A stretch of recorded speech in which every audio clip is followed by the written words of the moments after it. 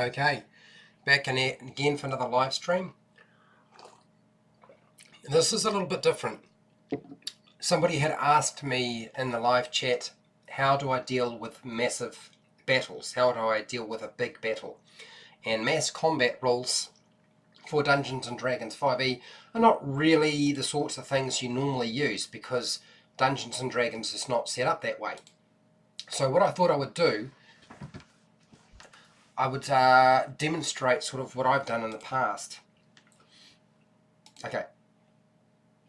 Now I feel like I'm talking in a fishbowl. I don't know why I'm talking in a fishbowl. Maybe because there's a very hard surface and I haven't got my foam down just yet.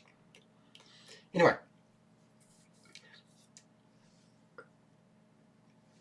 so what I'm going to do is you will find the start time down in the description for those of you who want to skip past all of my setup and so forth.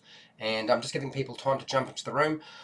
I'm going to present everything first, explain everything that I developed in my own game for that sort of scenario, and then at the end of the live stream, hang around, because even if I sign out or do my sign out, you will find I'm still there and I will answer questions, give feedback, and you can add your own 2 cents by all means. Okay. Alright, so the sound seems to be coming through. You'll let me know if the picture or the sound is not working alright, and I will do my best to try and fix it if I can. Okay. So, I've got a few notes here, so we'll work our way through these, and we'll get started. Oh, and by the way, how's it going, Tara? And Sundry, how's it going? Hi, Brent. I think your choice was probably the right one.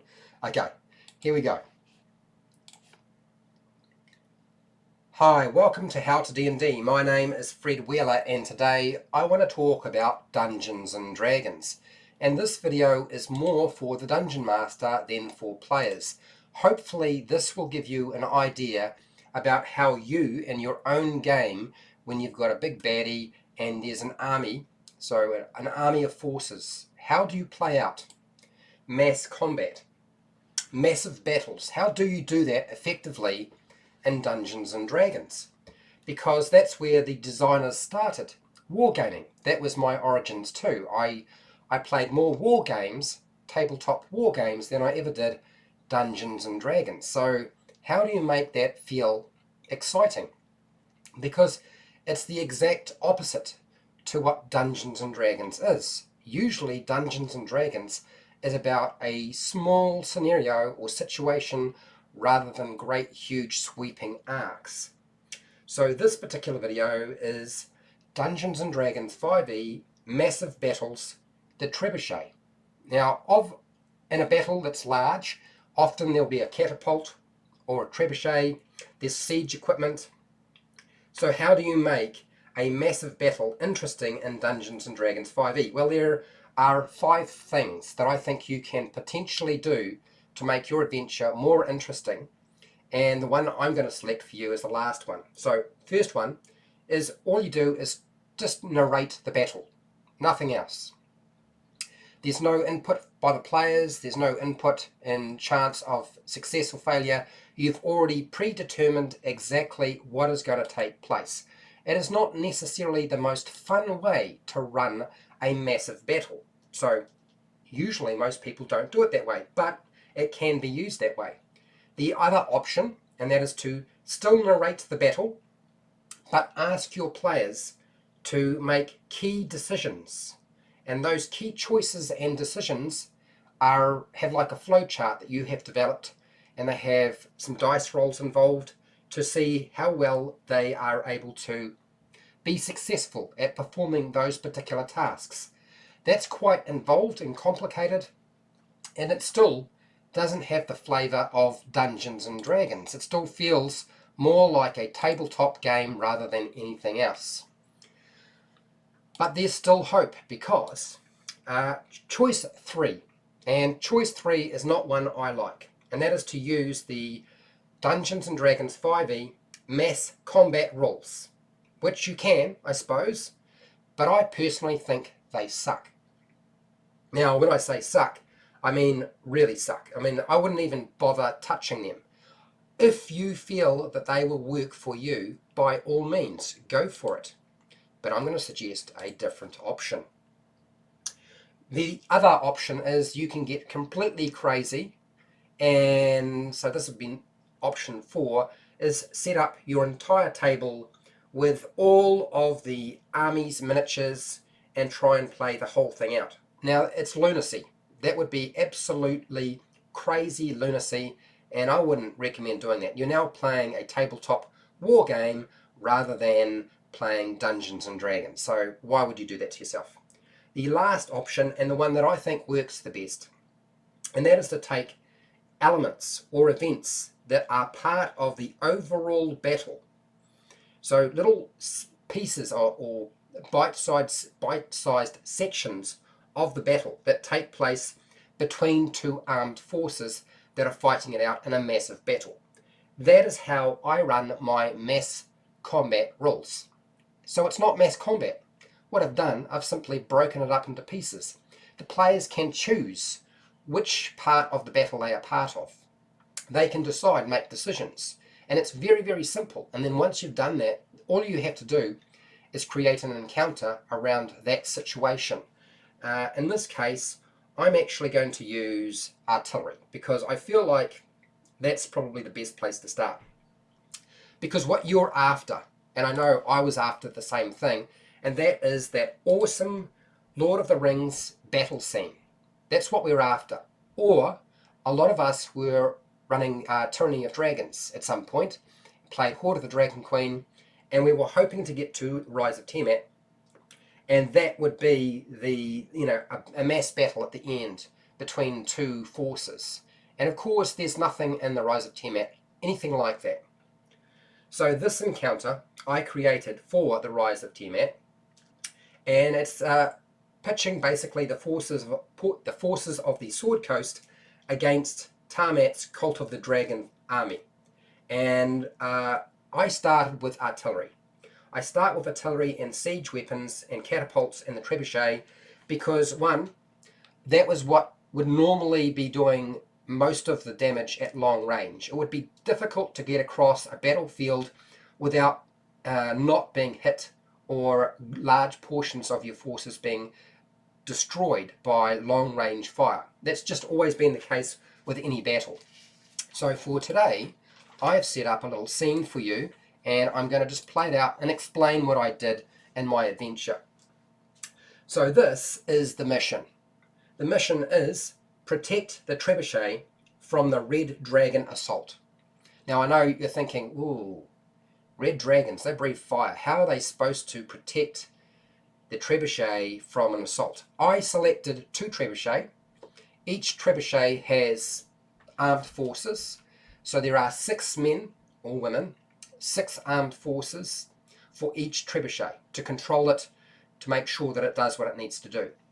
And on top of that, I provided 2 leaders. So there's a leader for each trebuchet to give instructions and, if necessary, if the forces get badly damaged, to take over lost positions, to continue firing the weapon should that happen. But that shouldn't really happen, right?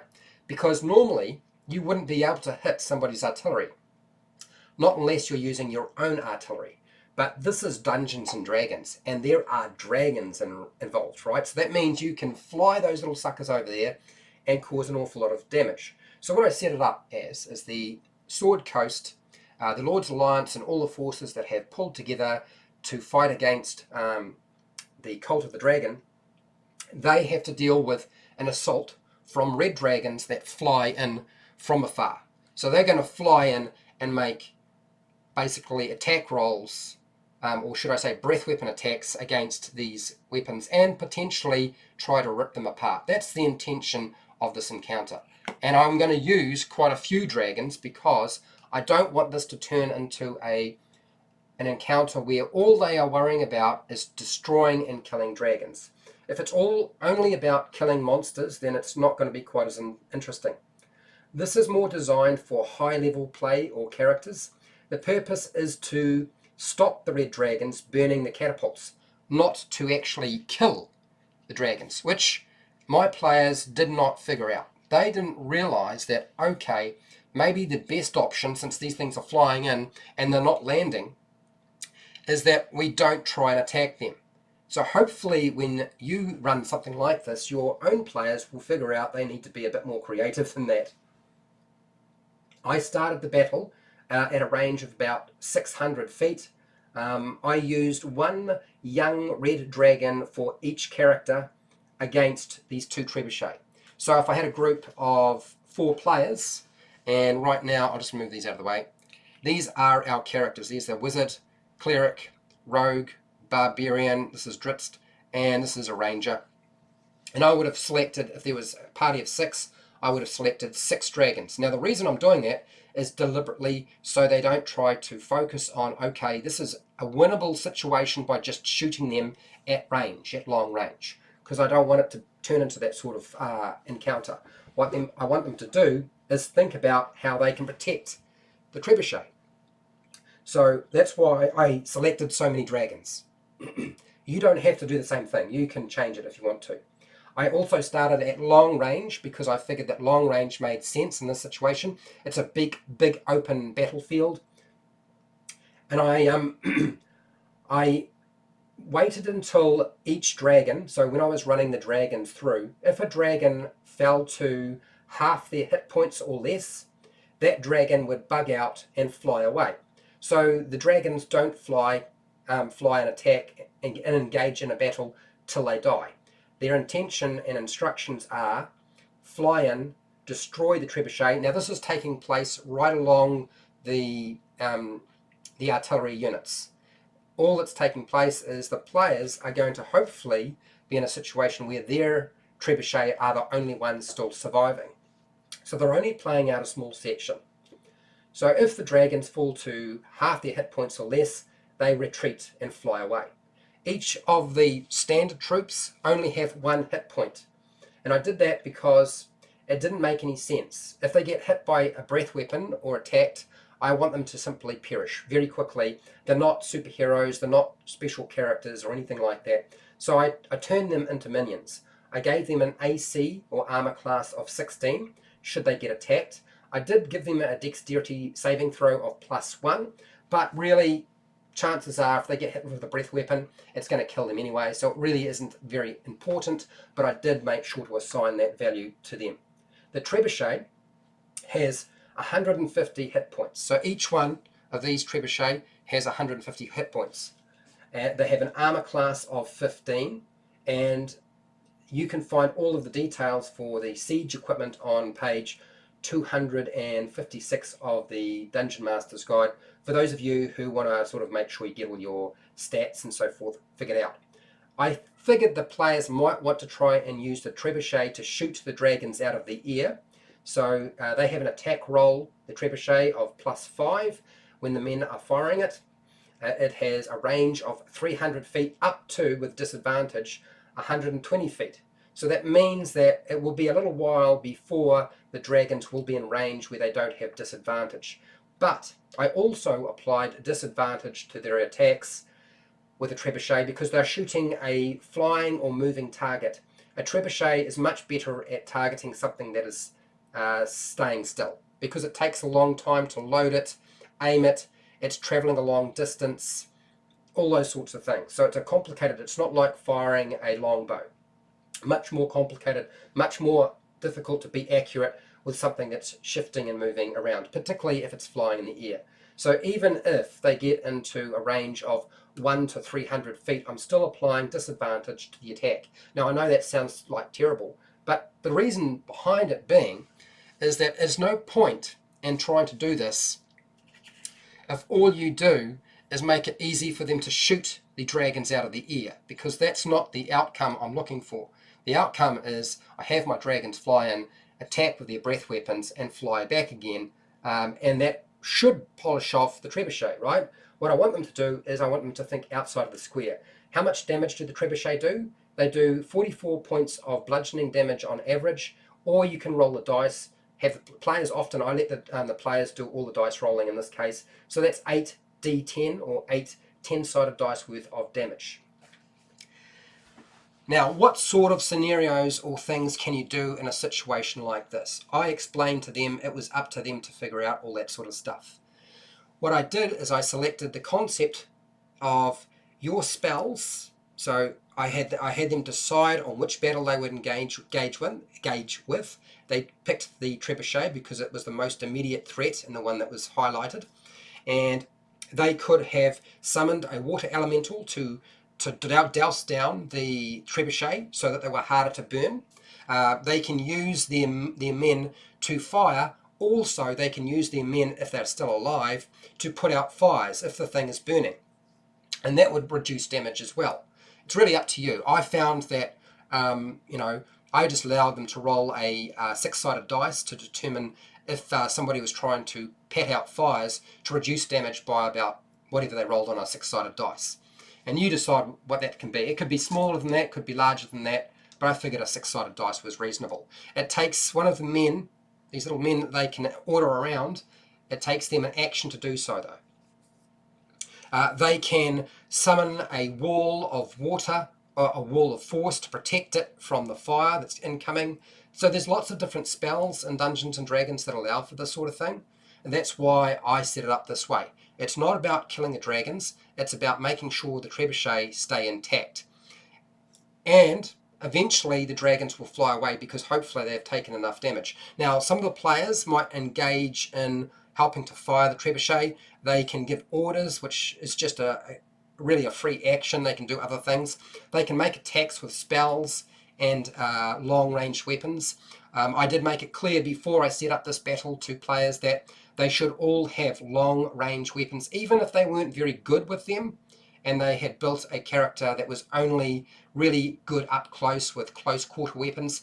They needed to have something that could deal with firing at a distance. And really, I played it out, and my group weren't successful. And the reason they weren't successful is they did nothing about protecting the trebuchet. They didn't have buckets of water to try and douse fires. They didn't wet down towels or blankets or their own clothing and throw it onto the trebuchet to stop the trebuchet from burning, because wetting it down would have been a smart move. If they had something like there's a spell that allows you to create sections of force that would have been able to be placed around at least one of the trebuchet to stop it from taking damage. So a lot of them did not have those sorts of spells. What they were thinking was, we are just going to engage in a straight out, tough it out fight. So I don't know if you'll necessarily have found this interesting, but I want you to let me know what you thought of this. It is certainly one of the more unusual things I've done in my game, where I've used massive combat to try to make it more interesting. What I also did is I didn't just have the players have to deal with this situation. I also, once they had run through this encounter, they said, well, what about the enemy's trebuchet? What about their artillery and catapults? Can we attack them? And I said, absolutely. And they said, well, do we have dragons? And I said, yes, you do have dragons. You can jump on a dragon, fly over there, and have the dragons attack the trebuchet and the catapults that the enemy have, and see how well you can do. And of course they did exactly that. They created a few other alternative motivations and achievement goals in the process. Some of them decided that it was important to not just take out artillery, but to try and see if they could find key individuals in the force to attack. Now, the dragons they were riding, I controlled. They could give them instructions, but if the dragons took half damage, lost half their hit points, they would retreat and fly back to the Sword Coast's forces, rather than continue fighting to the very, very end. Because once the players drop into the enemy's forces behind lines, it doesn't mean that everything's going to go well. In fact, if anything, it's probably going to get much worse. So yeah, give me some feedback. Tell me whether you would use this encounter as a dungeon master, if this has helped you understand how you could run a massive battle in your game of some kind. I have many videos on Dungeons and Dragons, which you're welcome to go and check out for players and dungeon masters. I have a Patreon account if you want to support me, so I make more videos of this type, or any type really. I have affiliate links to the book depository and Amazon, where you can buy stuff online from Amazon, the book depository. Those affiliate links there support the channel. And remember, share, like, and subscribe to the channel. I wouldn't necessarily hit the bell button because I'm going to be doing a lot of live streaming and you'll probably get pinged quite a lot. Not to mention that the bell button doesn't really work very much anyway, so who would really worry about that? And hey, till next time, keep rolling those 20s. And yes, for those of you who had not thought of it, it may be possible to cast illusion magic over the trebuchet. Only problem is dealing with dragons. Dragons can see invisible creatures, and they can sense them, and they can often see through illusions. So if you thought, well, that was the easy way out of the situation for players, not necessarily the case.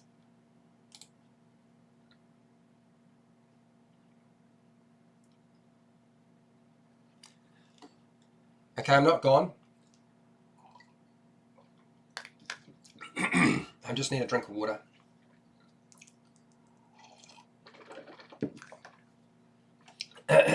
Okay, let us return to my scene, and we'll look through the chat real quickly, have a quick discussion, and you'll tell me if there are parts of this idea or encounter that you like, or parts that you don't like. Sundry is here. 2Tera2 is here. Good morning. Hi Matt, how's it going? What's that, Matt? I had a group back in the 90s. All we played was TSR battle system. Well, I played tabletop war games for a long time before I found I wasn't getting anything out of it. What I wanted more friends. You don't really get friends playing tabletop war games because it's a competitive game, so you wind up being more a competitor rather than a friend. And you can say, well, not everybody's like that, but it's just the nature of the game. It's like when you get involved in playing chess, right? If you play chess competitively or in groups that aren't competitive, there's always that competitive thing going on that sort of sours the relationship and makes it difficult to actually have friends without pulling in all of the ego and the I must win, or I did beat you, that sort of stuff. Matt, in my game, the biggest targets always die first. Yes, more than likely, and they should, really, because they are the thing that's the scariest. Invisible wizards were the best for surprise attack. Yeah, absolutely. I think when you talk about wizards and invisibility, I used to use, at higher levels, I would use greater invisibility with a wizard or a mage, and I would have them drop fireball. And it's actually very, very easy to completely frustrate the players with that combination, particularly if you use more than one mage and it's a big open area, because all you do is, while you're invisible, you hurl your fireball, and then you move from the location you're in, and they can try to use their action to make a perception check to figure out where you are, but it's not going to be exact, and therefore, unless they can see invisible creatures, it doesn't work out very well. They wind up having to use area effect spells, dropping down on a certain location to try to find the target. But even if you take damage as a wizard, you still got to make a concentration check, but it doesn't mean you are now visible. Right, Hubba, here we go.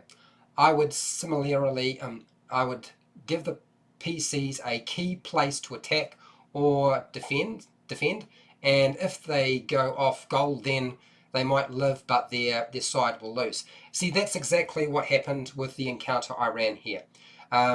Most of the troops died. I think almost all of them died. The players' characters did not. And as soon as the trebuchet had been destroyed, the dragons had achieved their goal and flew away.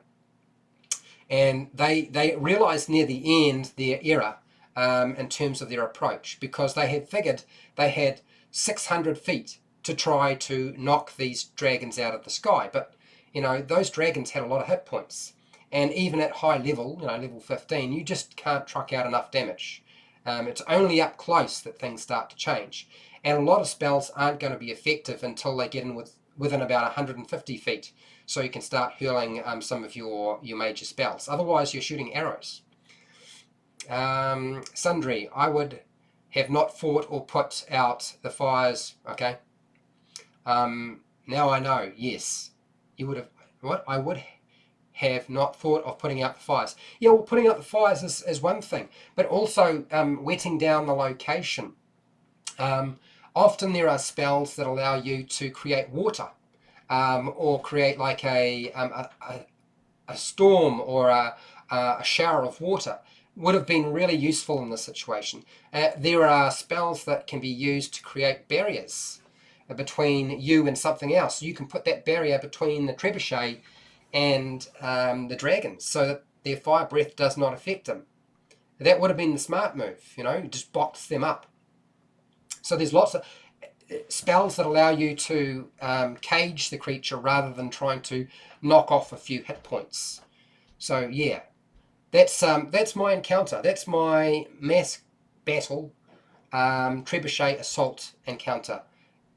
And I'm going to take off now since there don't seem to be too many more questions. And I'm going to be coming back in about, I don't know, about an hour and a half maybe.